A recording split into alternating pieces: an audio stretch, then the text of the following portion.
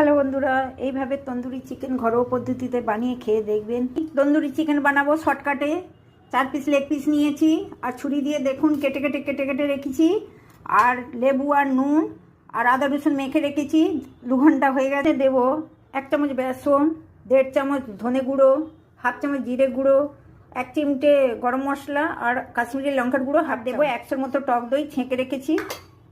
সব একসঙ্গে মাখিয়ে 1 ঘন্টা ম্যারিনেট করে রেখে দেবো। ঢাকা তেল দিয়েছি আর একটু বাটার দিলাম।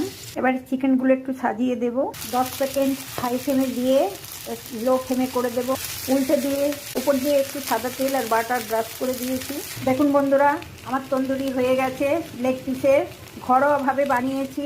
কেমন হয়েছে আপনারা কমেন্টে জানাবে। একটা সাবস্ক্রাইব করে দেবেন আর কমেন্টে জানাবেন ভালো হয়েছে কিনা। হ্যালো বন্ধুরা, এইভাবে তন্দুরি চিকেন ঘরোয়া পদ্ধতিতে বানিয়ে খেয়ে দেখবেন, ভালো লাগবে।